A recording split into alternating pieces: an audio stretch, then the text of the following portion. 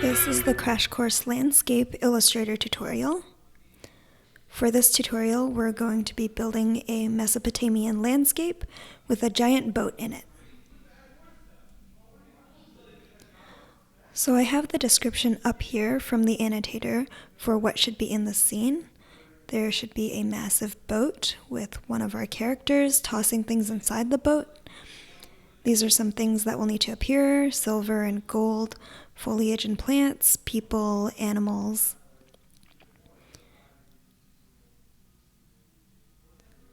The description for the boat is that it is a large boat with 6 enormous decks. Generally, things are pretty free-flowing in Crash Course. Nikki is the annotator for Crash Course Mythology. She generally likes to write down the vision that she has in mind, but she also gives the illustrator a lot of freedom for how they envision things and what they want to do or where they want to go with the scene. So going off of this description that she's given me, I've looked up some reference images for Babylon and Mesopotamia, just for inspiration. Some of these are from Adobe stock images. That's a good place to look. So for my scene, I'm going to start by preparing the layout.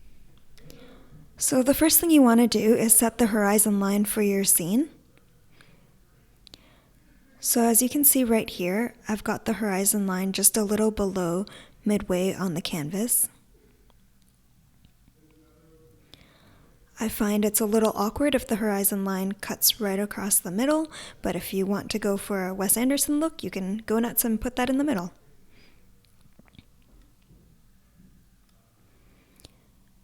We talked about gradients in the character tutorial, but I've basically got a rectangle on the sky with a blue to yellow gradient applied for the background. The gradient shortcut is G. And this tool is just showing us where our gradient is being applied to on the rectangle in the background. So starting with this base, we're going to build a Mesopotamian landscape.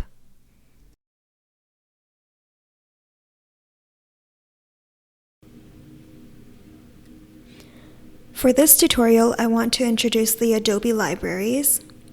I have the library panel here, but if you can't find it, go to Windows, Library here, select that, and your library panel should pop up. Over the years of Crash Course, we've developed quite a large asset library.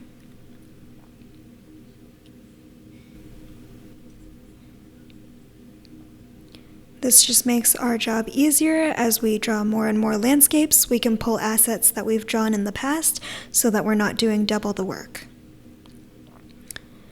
So for example, as you can see in my Adobe library, I've got a bunch of trees and leaves and foliage. These have all been used in Crash Course scenes from the past, and because they're in my library now, I can just pull them out and use them in this Babylon scene. As you can see, the scene has lots of leaves and foliage around buildings, so this is very convenient.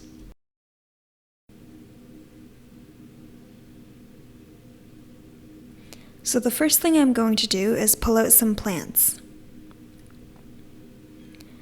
I'm going to create a new layer for foliage, and that's where I'm going to place some plants into the foreground of our image.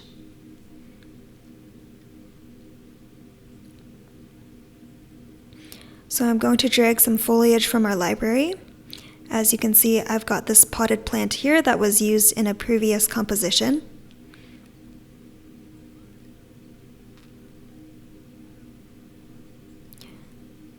I don't want the pot in this plant, I just want the plant. So what I'm going to do is take it down here below the frame of our composition. And if I do that and rotate it slightly, the shortcut for the rotation tool is R. It just looks like we've got a plant that's growing out the side of the frame of this image.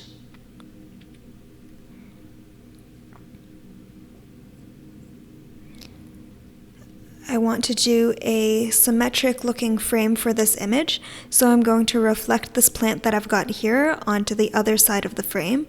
So I'm going to go to my reflection tool, shortcut O, and select the vertical axis reflection point in what I estimate to be the middle of this frame. Option click that, and this reflection panel should come up. I'm going to choose vertical axis reflection, and I've accidentally clicked OK, but what you want to click is copy.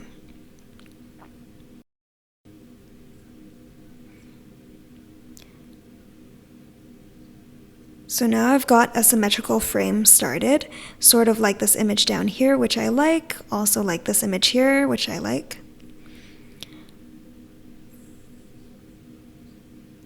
I'm also going to add some buildings just to give context to where this boat is placed. So I'm going to create a layer for the buildings.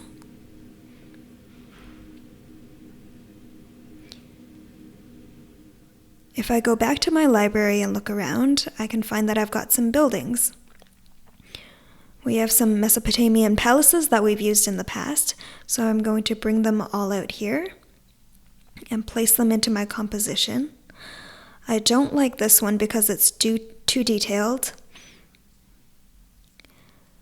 Since these buildings are not the main focus of the picture, I'm not going to use that one because it stands out too much.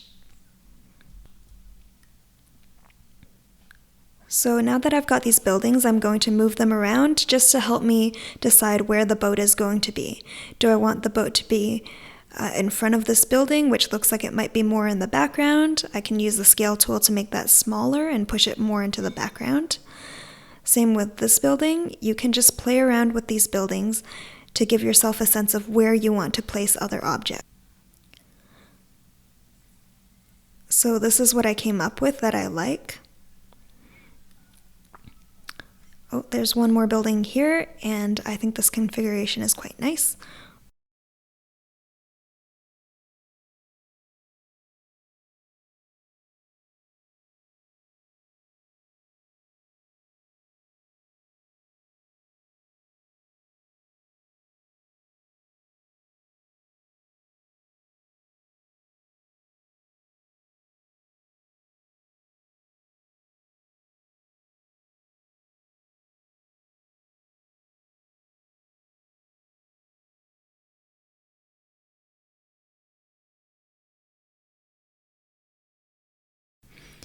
Okay, so now that we have the scene more fleshed out, we've filled it with some foliage and animals from our Adobe library.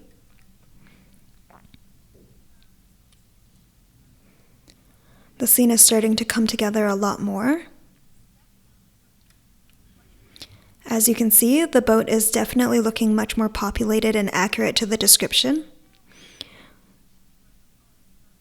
Now that the file is looking good, we want to work on our background more to make it look more complete.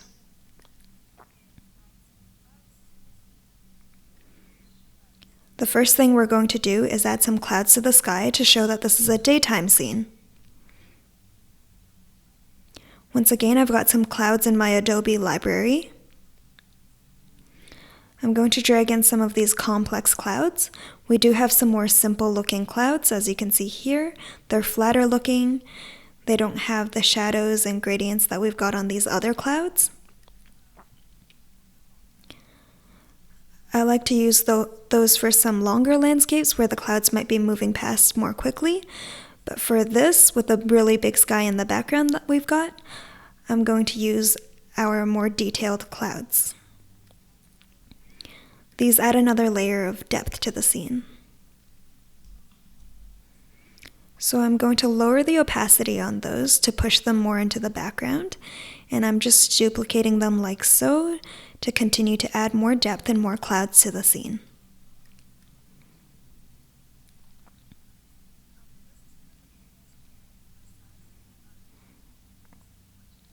And this is one of the areas where the size of the artboard is important. If we want the clouds to be moving across the scene slowly or gently rolling, the artboard has to accommodate for that. So if the artboard ends right at the edge of the frame like so, these clouds would not be able to float past the artboard. That is why we would make the artboard much bigger like so, and this allows room for the clouds to move if the animator wants for them to float right across. It just gives them more freedom to do that.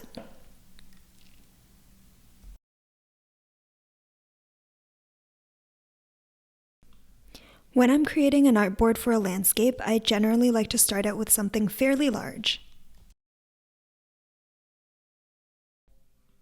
When this file goes into animation, we use a screen size of 1920 by 1080. To accommodate for that, I'm going to create a rectangle at 1920 by 1080 just to see what the actual screen size might look like.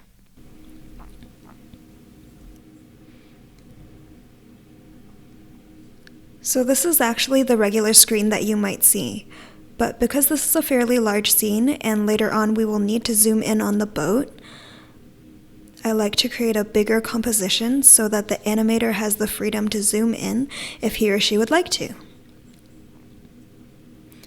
So that's what I'm doing here. I already have a frame created here, as you can see. That will be a reference for the animator. Like we've talked about in the character tutorial, anything that goes off the artboard will not be shown and cannot be animated in the scene.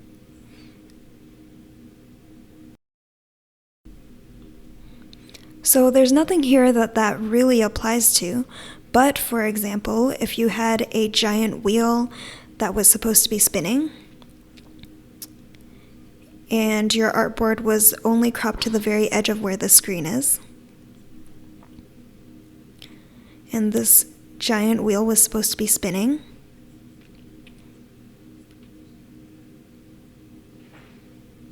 and the artboard is only this big, it's right to the frame and there's no extra bleed room.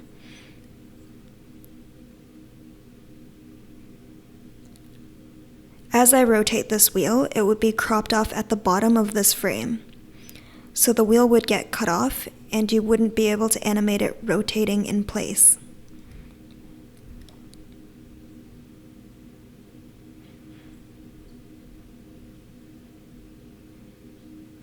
So that's very similar to the character tutorial. You can't shoot fireballs off the frame. And you can always adjust the artboard at the end once you know where your art is going to be.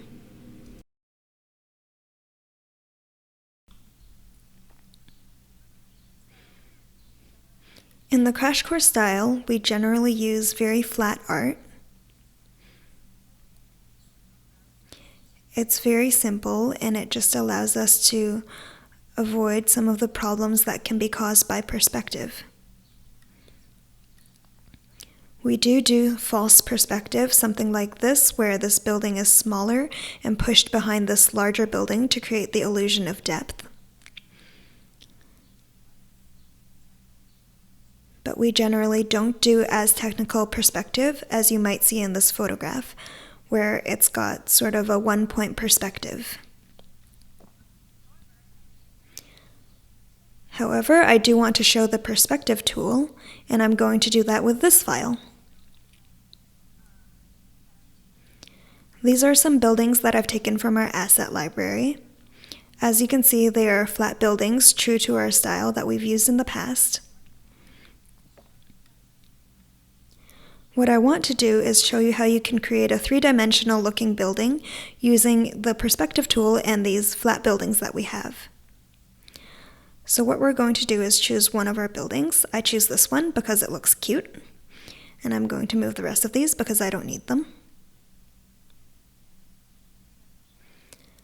So with a three-dimensional looking building, we're going to be doing it in two-point perspective. With that in mind, we'll need at least two sides of this building.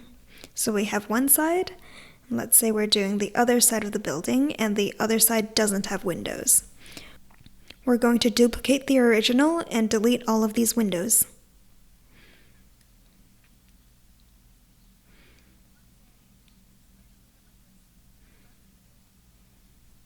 If I just leave it like this, the front of the building is the exact same size as the other side of the building, and not many buildings are perfectly square like that. So I'm going to make the side for the building a little bit longer, so it will be more narrow at the front and longer at the side. So we have these two sides of the building. Now we're going to pull up our perspective tool. You can find that in your side panel here, or you can use the shortcut Shift-P.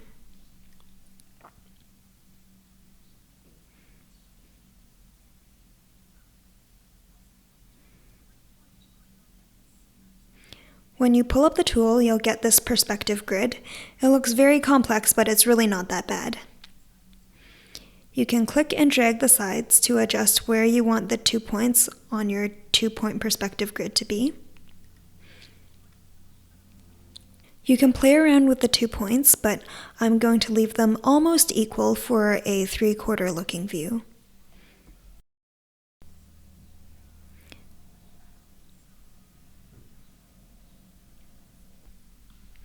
Let's say we want to build our building off of this perspective grid.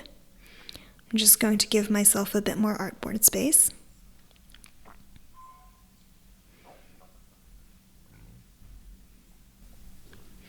What we want to do is go to our perspective selection tool, shortcut Shift V. I'm going to select the artwork that I want to place into perspective. Up here in the corner of the perspective tool, you'll see this cube.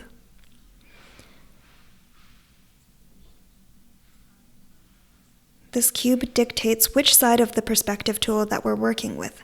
Right now we're working with the blue side, which is the left side of the grid. If I select the orange side, that would be the right side. Let me show you what I mean. Let's say I want to take this building artwork and place it onto this blue side of the perspective grid. I have to make sure that the blue face is selected on the cube. And when I copy and paste this into the perspective tool, it pastes onto the blue face of the grid. And if I want, I can pull it out to be wider or shorter, and it will adjust all of that in perspective.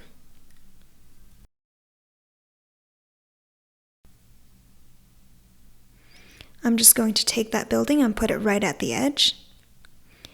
And now I want to place this side on the right face of the perspective grid. We want to copy that and make sure the right face is selected and paste that right in there. We want to make sure the edges align. And now we can delete the old artwork. Now I'm going to hide my grid, and there we have it. I can spend a little bit more time cleaning this up, but we have something that looks like it's in perspective. I can move the roof together so that it tapers in, so it looks even more accurate.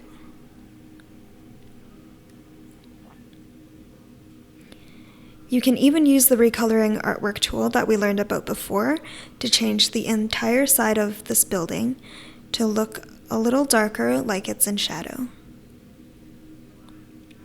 And there you have it, super simple, a 3D building.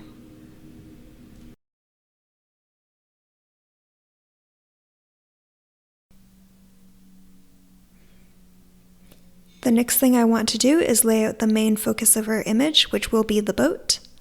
I've drawn up something very simple using just the pen tool. You can click and drag and just create a very simple boat image, like so.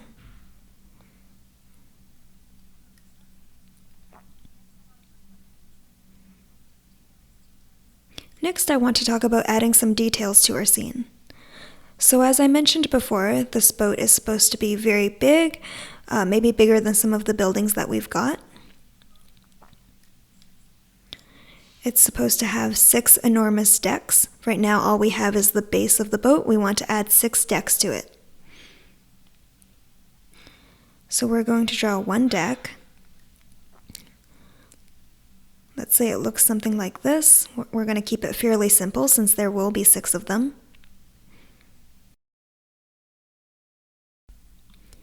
Instead of copying and pasting it 6 times, which can take a while and might not look that good, we're going to use the blend tool.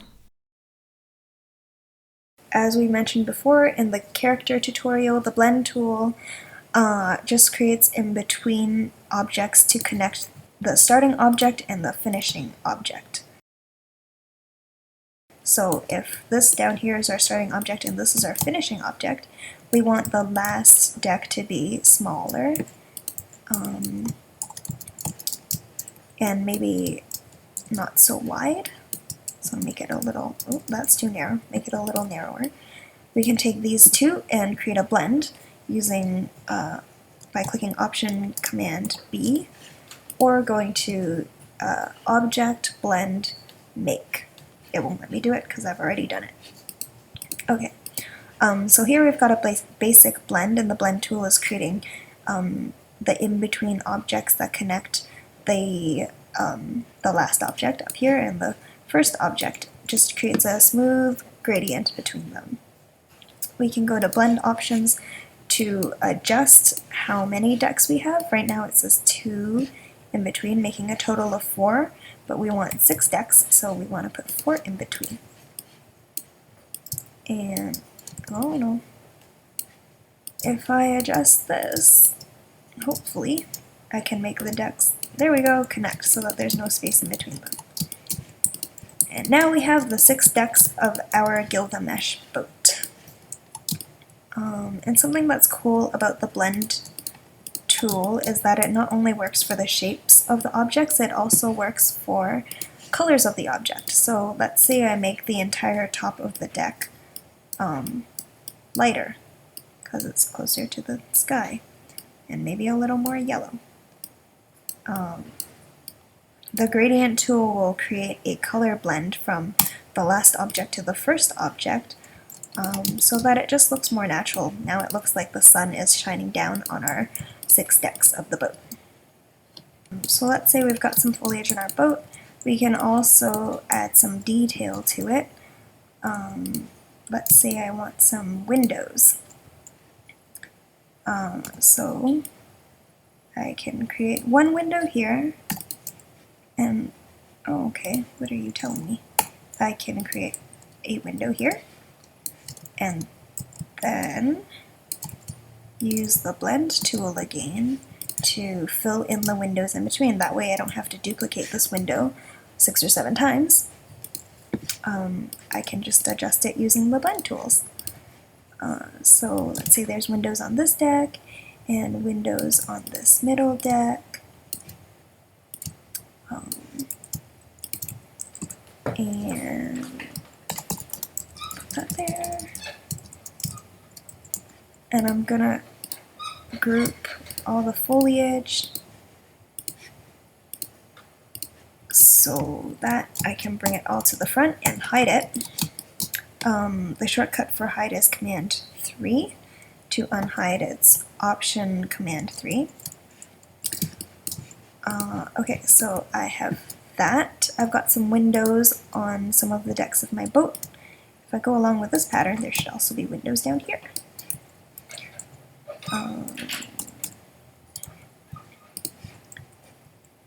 Okay, so I've got the windows there. Maybe I want these windows to be larger. I double-clicked to put this into isolation mode.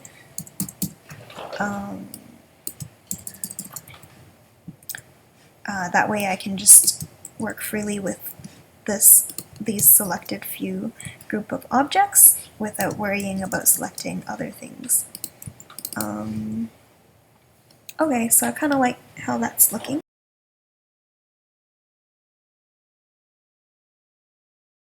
The next thing that I would like to talk about is the scatter brush. In the character tutorial, we learned about the pattern brush and the art brush. The last brush that I use frequently is the scatter brush.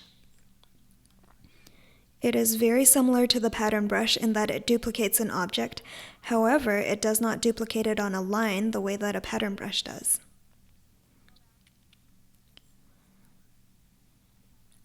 Just a callback, this was our pattern brush. We used it to create Gilgamesh's tassels like this. A scatter brush will duplicate but scatter the object instead. I just want to compare how the two brushes work by using the same tassel shape.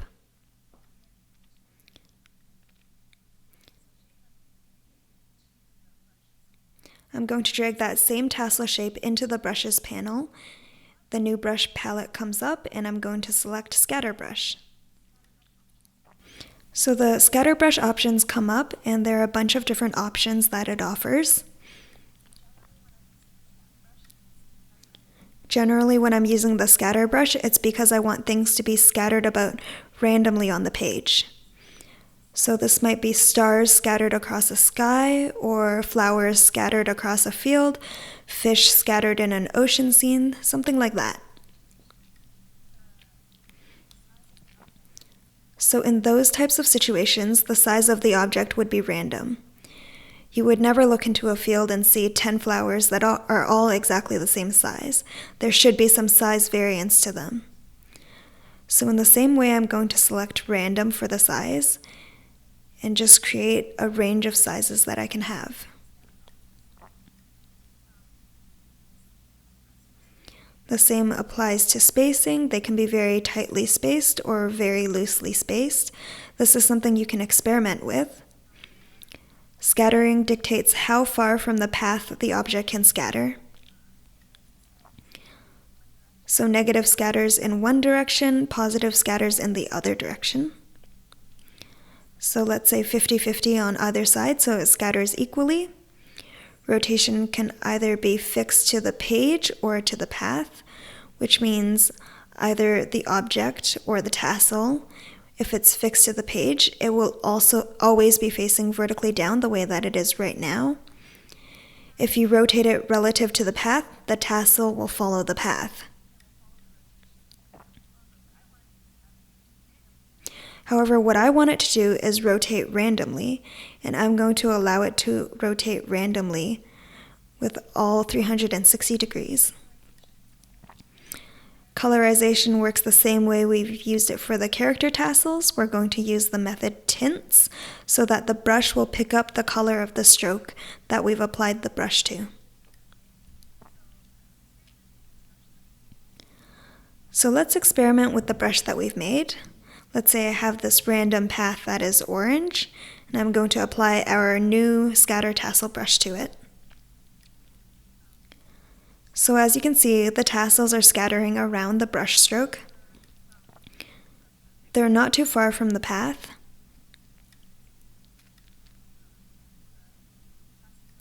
And the tassels are rotating randomly, and there is a large size and spacing variance. If I double click, it will generate a new pattern of brushes.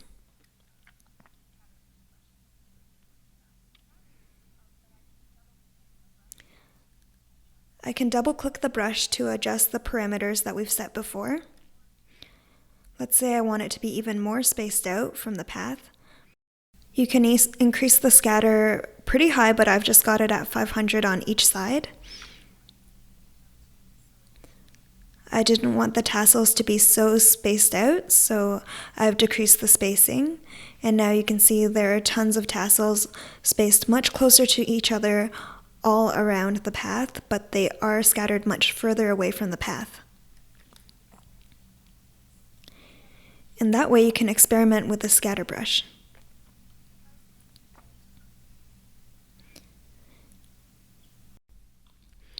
Because it's daytime, I don't really need to use the scatter brush for this scene, but if it were to transition into a nighttime scene, I could create a layer of stars, and for that I would use the scatter brush.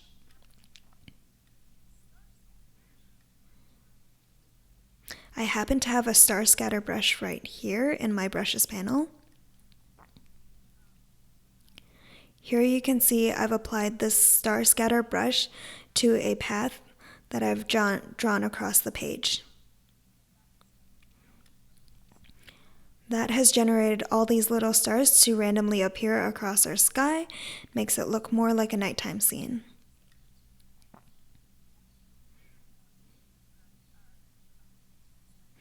To transition this to a nighttime background, I can duplicate the daytime background, rename it nighttime, and using the Recolor Artwork panel, I can change the colors to a more nighttime color mode. We'll decrease the brightness.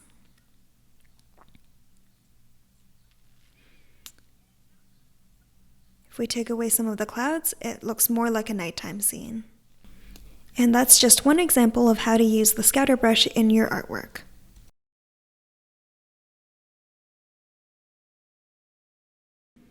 So the last thing I want to put in this scene, which is already looking fairly full, is a sun.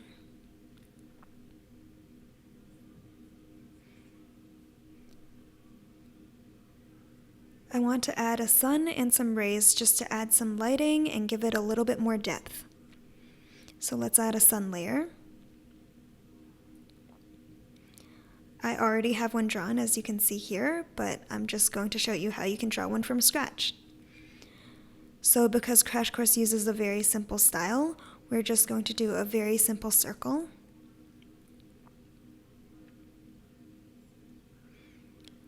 I'm duplicating that circle and lowering the opacity. Doing this makes it look like kind of a hazy sun.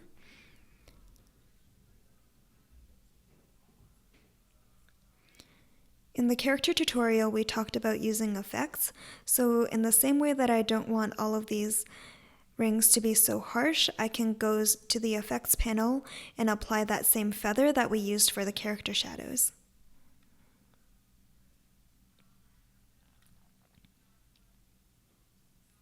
And now we've got a more hazy look to the sun that's more natural. And if you keep layering these hazy layers, you can make quite an interesting effect.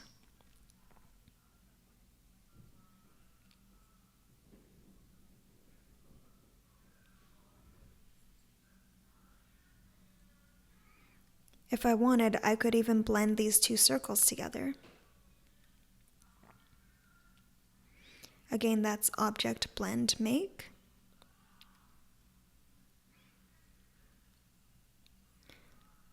So now you can see a very gentle blend has been applied.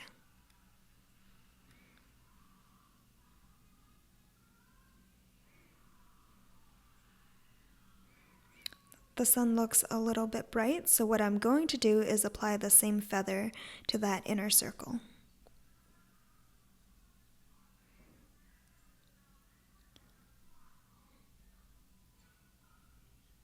We can lower the opacity of the overlapping layer to push back the opacity of the sun and make it look less vibrant. So we're going to group all of this as one sun. We've got a hazy circle to represent our sun. What I want to do is bring some rays coming out of it so that they shoot past the boat. This will add some depth to the scene as we see the rays come out from the background into the foreground. So we're going to place our sun into the background just in front of the clouds and behind our boat. Now, since I want the rays to be in front of our boat, I will add a layer here. We can call the layer Sun Rays just to be more specific.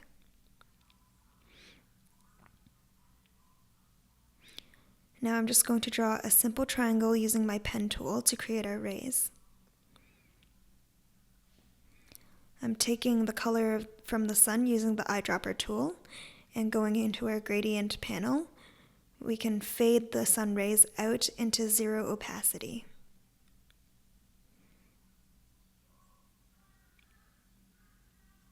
I'm going to copy and paste that existing ray and rotate it. We can adjust this triangle to make it smaller and give the rays a bit of variance. We can apply the feather to the rays as well so that it's not such a harsh edge.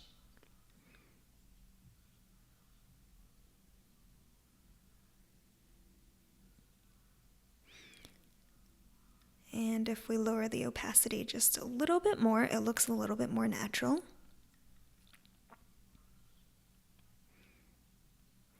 Now I'm using the gradient tool to dictate how I want the gradient to appear on our sun rays. So there you have it. We've got a Mesopotamian scene with some clouds, some sun. The sun is shining into the foreground for depth.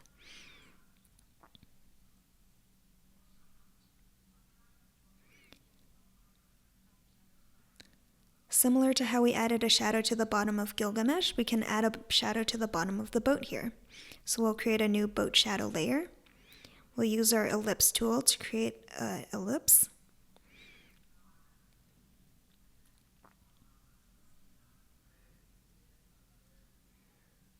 We're going to apply that feather effect to our shadow, but if it's too high, we won't be able to see the shadow at all, so you've got to find a balance.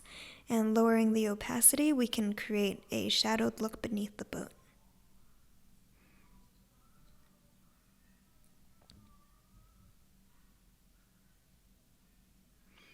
Now you can keep playing around with it to find an opacity that you like. And there we have a complete scene.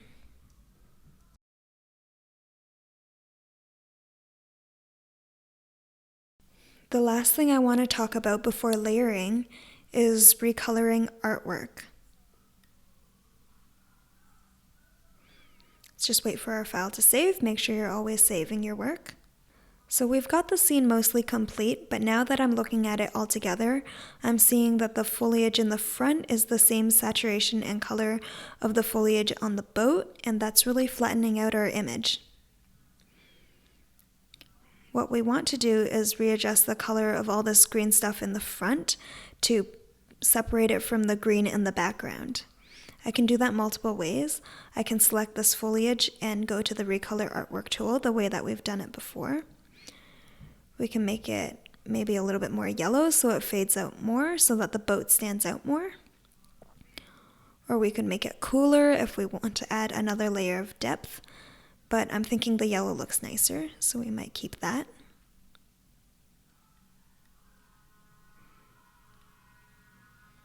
You just want to play around with these sliders until you find something that you like.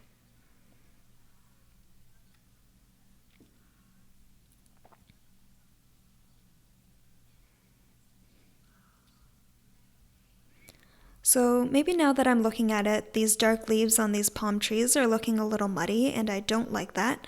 So let's double click to isolate the group. And I only want to adjust the colors of these dark leaves. What I could try to do is go into the Adjust or Recolor Artwork tool and try to find that leaf color, but because everything's so similar, it would be very hard to find it.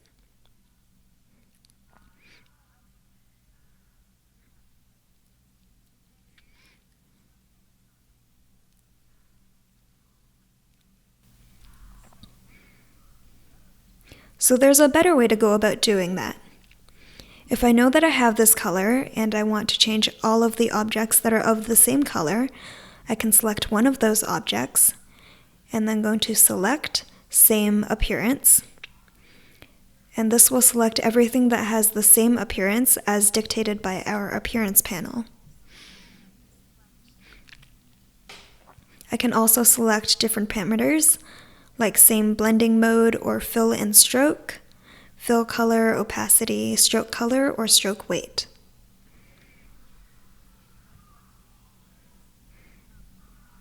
In this case, if I select same appearance, it will do the same thing as same fill and stroke or same fill color.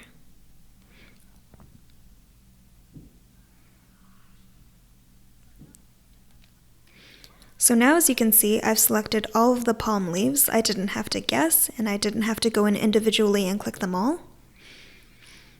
And now I can change them all to something a little brighter and doesn't look quite so muddy.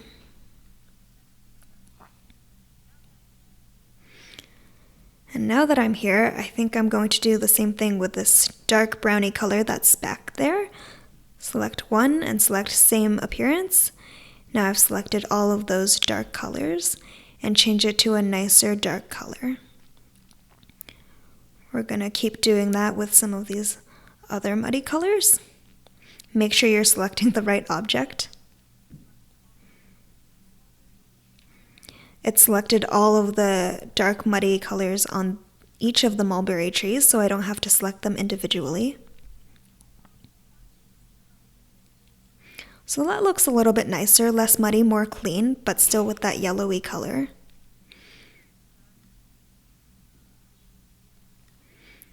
And the last thing I want to deal with is these two dark plant leaves from our original foliage planters that we brought in at the very beginning. They look a little jarring, so I'm going to do the same thing. Select same appearance, and as you can see, it selected the leaves from both planters. And I can change that to match all the foliage in the foreground. Something that's a little warmer, more yellow. But keep them dark so that they still stand out, but not muddy. And there you have it. We've got framing foliage in the foreground that doesn't stand out too much, and a nice gigantic 6-story boat. And as always, make sure you're saving your file.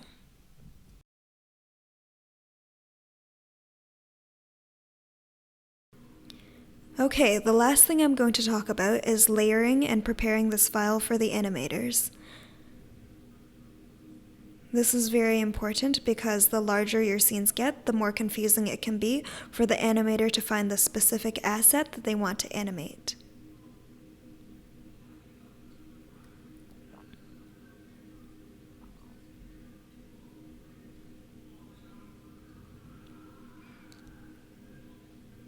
It's really important to layer everything in the right order and label everything correctly to make things clear for the animator. It's very similar to how we did it for the Gilgamesh character, but on a grander, larger, and more complex scale. So as we've been working, I've kind of got a few things named, but similar to the character file, they're a bit messy and there are probably some missing layers as well. For example, I've got my clouds in a layer named Watershine, and all the clouds are in the same layer, which means that all of these clouds will move together at the same time at the same rate, which is not very realistic.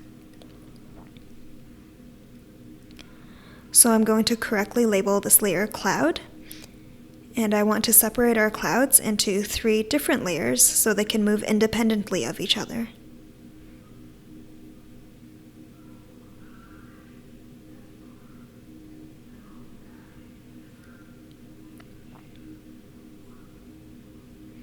We're just checking that we've got our sun and our sun rays in the same layer. I'm going along and locking the layers that are finished so that I don't get confused.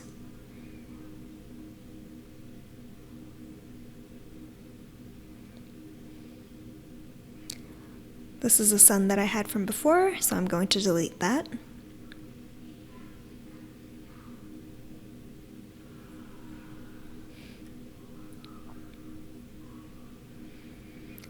So this boat, these animals, and most of the foliage will need to get separated. What I'm going to do is save that for last because I know it will be a lot of layers. I'm going to put the boat between 2 of these dividers.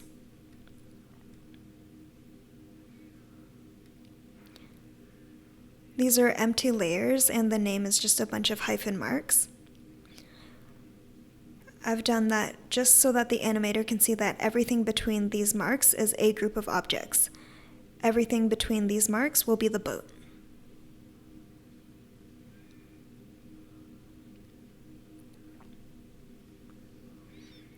So it looks like I've got all the buildings in the right layer. We're just going to check them. These are the background buildings, they go behind the boat. Unlike the clouds, these buildings don't move, so I can have multiple of the background buildings in the same layer. I'm going to lock that now that I've checked that, and lock the foreground building. We don't know what this is, so we're going to check. This is also one of my boat layers, so we're going to bring it down between our 2 dividers.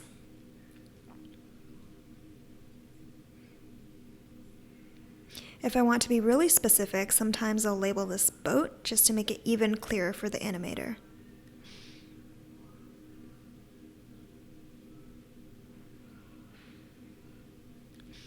Checking our foliage, that's in the foreground. I'm going to break the foreground foliage into 3 different layers.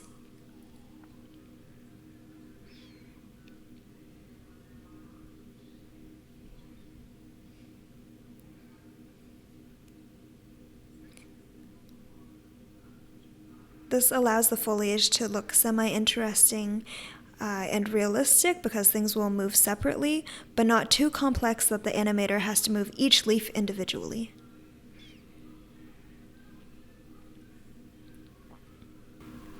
If the animator wanted, they could apply a slight wave to these leaves in the middle.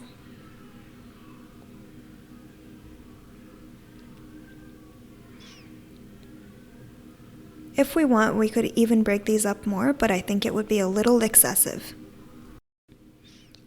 So it seems like the last thing on the list is our boat.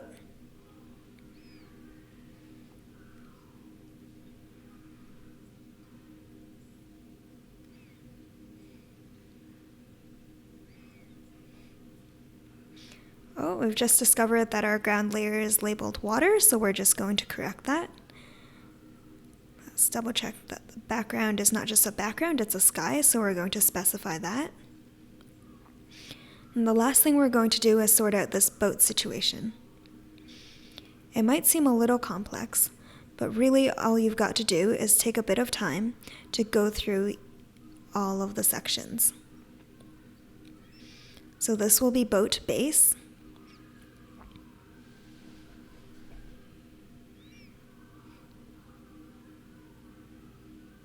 Let's take the base of the boat and bring that into the boat base layer. Because this is more complex, I'm going to hide the layers that are finished.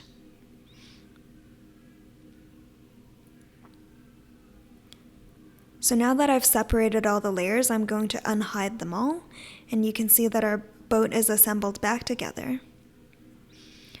On the layers panel, everything has been separated, and now you can understand why I created those empty layers that I use as dividers for the animator, so that they can tell everything between those two dividers is part of the boat.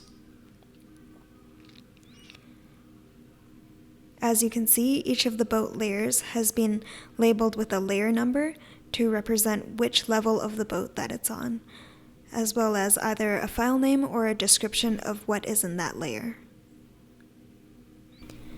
And as always, make sure you save your work and you're done.